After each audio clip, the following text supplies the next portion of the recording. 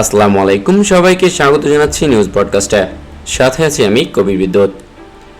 চলতি বছরের 13 এপ্রিল ইসরায়েলের ভূখণ্ডে শতাধিক ড্রোন ও ক্ষেপণাস্ত্র ছুড়েছিল ইরান।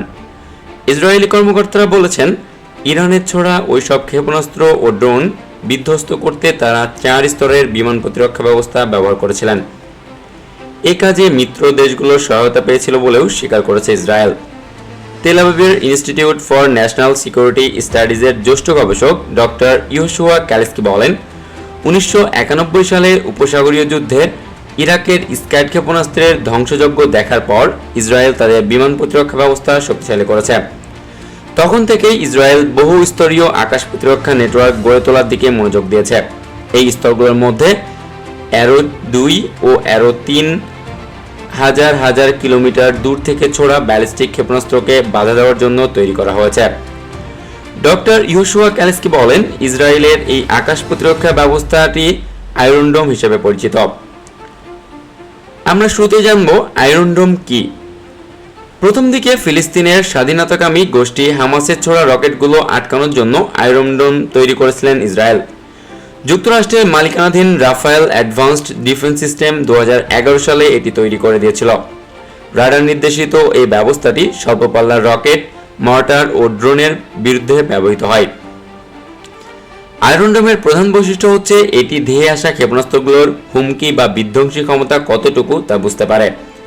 প্রতিপক্ষের কোনো রকেট যদি জনবসতিহীন এলাকায় বা সমুদ্রে নিরীহভাবে অবতরণ করে তবে তাকে বাধা দেবে না Iron Dome. Jerusalem Institute for Strategy and Security জ্যেষ্ঠ গবেষক উজি রবিন বলেন, শত্রুপক্ষ সাধারণত একসঙ্গে অনেক ধরনের ক্ষেপণাস্ত্র নিক্ষেপ করে, কিন্তু সব ক্ষেপণাস্ত্রের বিধ্বংসী ক্ষমতা একই রকম নয়। তাই আয়রন ডোম সব ক্ষেপণাস্ত্রগুলিকে করে ভূপাতিত। উজি রবিন জানান, আয়রন ডোমের রাডার ও যুদ্ধ ব্যবস্থাপনা পদ্ধতি একই সঙ্গে বিপুল সংখ্যক ক্ষেপণাস্ত্রের বিরুদ্ধে কাজ করার জন্য ডিজাইন করা হয়েছে। প্রতিটি ক্ষেপণাস্ত্র ধ্বংস করতে মাত্র 10 সেকেন্ড সময় নেয় আয়রন ডোম। গত বছরের অক্টোবরে হামাস ইসরায়েলে কয়েক হাজার রকেট ছুড়েছিল।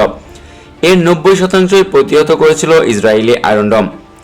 ইসরায়েলের প্রতিরক্ষা কোম্পানি রাফায়েল বলেছে, তারা 2020 সালে মার্কিন সেনাবাহিনীকে 2টি আয়রন ডোম ব্যাটারি সরবরাহ করেছে।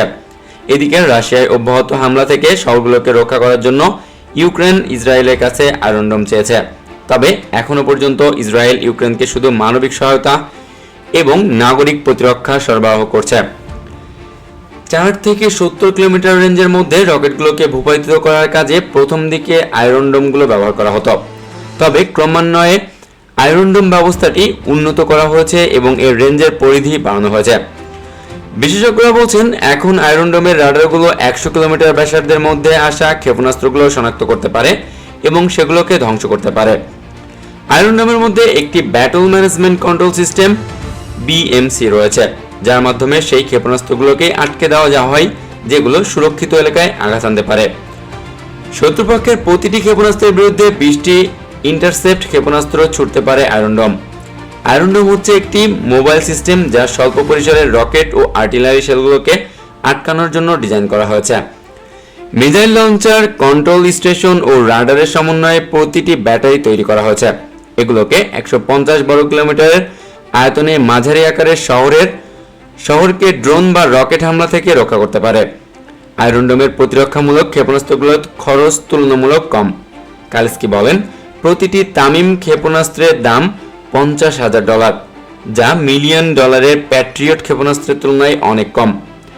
যুক্তরাষ্ট্রভিত্তিক প্রতিষ্ঠান কার্নেগি এন্ডাউনমেন্টের অঙ্কিত পান্ডা বলেন, আয়রন ডোম শতভাগ কার্যকরী এমন বলার সুযোগ নেই, তবে এটি শত্রুপক্ষের অনেক ক্ষতি করার ক্ষমতা হ্রাস করতে পারে। কালিস্কি বলেন, যে কোনো দেশেরই আকাশ প্রতিরক্ষা ব্যবস্থা শক্তিশালী করা উচিত। আকাশপথে আক্রমণ প্রতিহত করার জন্য আপনাকে অবশ্যই প্রস্তুতি রাখতে হবে। ইসরায়েলের ভান্ডারে কতগুলো তামির ক্ষেপণাস্ত্র মজুদ রয়েছে তা কখনোই প্রকাশ করে না ইসরায়েল। দেশটির আকাশ প্রতিরক্ষা ব্যবস্থায় কতগুলো ক্ষেপণাস্ত্র রয়েছে সেটিও বলে না। পান্ডা বলেন, ইসরায়েলের প্রতিনিয়ত হামলার ঝুঁকির মুখে রয়েছে, আর এসব ঝুঁকি মোকাবেলায় দেশটির সবচেয়ে কার্যকরী প্রতিরক্ষা ব্যবস্থার নাম আয়রন ডোম। কবির বিদ্যুৎ, নিউজ ব্রডকাস্ট।